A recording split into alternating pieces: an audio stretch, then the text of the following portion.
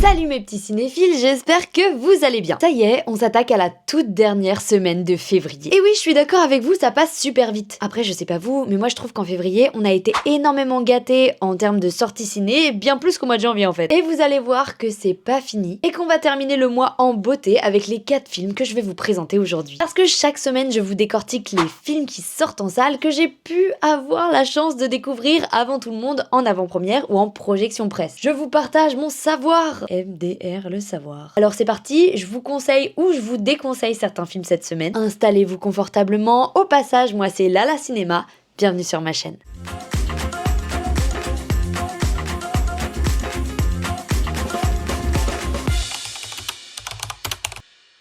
On ouvre le bal avec un film que j'ai vu il y a déjà quelques temps, hein. Mais c'est un énorme coup de cœur. Et ce film, c'est Le Son des Souvenirs ou History of Sound en anglais. Nous sommes en 1917 et nous suivons Lionel, interprété par Paul Mescal, qui est un étudiant talentueux du conservatoire de Boston, qui va rencontrer David, joué par Josh O'Connor. Ah, le casting est sympa, oui. Les deux hommes se rapprochent autour d'une passion commune pour les chansons folkloriques, et quelques années plus tard, Lionel reçoit une lettre de David, l'invitant à le rejoindre pour une expédition de collecte de chansons à travers la forêt du Maine. Et à partir de là, ils vont tisser des relations qui les marquera toute leur vie. J'ai absolument adoré. C'est magnifique, autant l'histoire que la photographie. Le rapport qu'il y a avec la musique, c'est quelque chose qui me touche énormément. Et entendre Paul Mescal chanter, ah j'avoue ça fait quelque chose. Et c'est ça qui va apporter le côté attachant et touchant. Ah je peux que vous conseiller ce film sur grand écran, l'immersion elle doit être dingue. Et si jamais vous voulez en savoir davantage sur ce film, sachez que je suis host sur le podcast Breakfast Ciné Club. Vous pourrez y retrouver le lien sur mon Linktree. On a un épisode complet qui est consacré au son des souvenirs qui sortira le même jour que la sortie du film, c'est-à-dire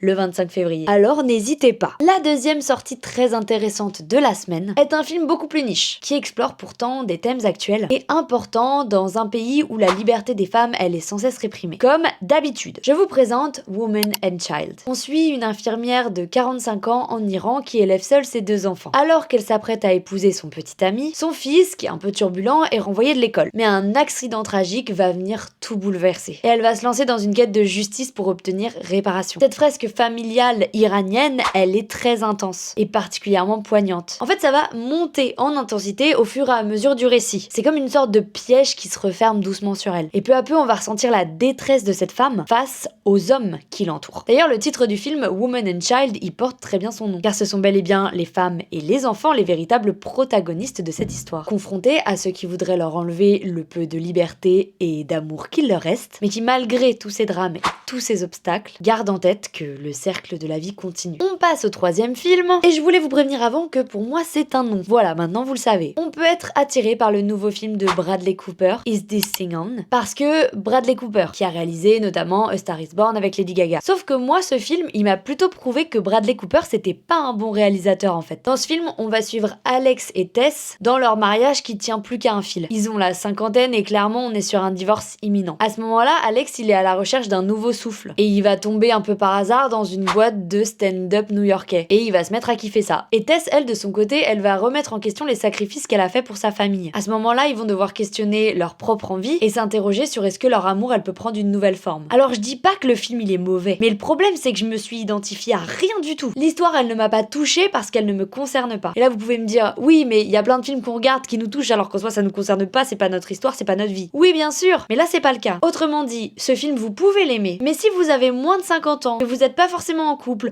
ou que vous êtes pas en instance de divorce, que vous avez pas d'enfants, globalement, vous allez vous rattraper à rien, hein, parce que c'est leur point de vue, point barre. Et j'irais même jusqu'à dire que ça dit des banalités et des simplicités sur l'amour qui te donnent l'impression que ce côté-là est hyper universel. Pas du tout, hein, moi je conceptionne pas du tout l'amour comme eux, hein. Et heureusement, apparemment. Côté mise en scène, c'est énormément de caméras portées, énormément de dialogues. C'est un peu le bazar avec un mix chant contre chant. Faut soit s'accrocher, soit être quand même sacrément concentré. Pour terminer, je voulais porter votre attention sur Scream 7. Alors je ne l'ai pas vu au moment où je fais cette vidéo, et je sais pas si vous avez remarqué, mais toutes les semaines il y a un film dans la liste, en fait, que j'ai pas encore vu au moment où je vous en parle, mais que j'aurais vu avant que ça sorte. Oui, parce que je ne vous apprends rien, mais le montage c'est un peu long. Mais dans tous les cas, je respecte les règles du jeu parce que je l'aurais vu au moment de sa sortie. Bref, de quoi ça va parler Scream 7? Ah bah déjà, d'un niveau Ghostface. Ce masque me terrifiait quand j'étais enfant, vous avez même pas Hallyday. Sidney Prescott a reconstruit sa vie, mais ses pires cauchemars vont refaire surface. Quand sa fille devient la prochaine cible. Déterminée à protéger les siens, elle va devoir affronter les démons de son passé et tenter de mettre fin une bonne fois pour toutes à ce bain de sang. Ça donne envie, non? Et voilà mes petits cinéphiles, c'était mes recos de la semaine. N'hésite pas à me dire en commentaire ce que toi t'as vu au mois de février, ce que tu vas aller voir cette semaine,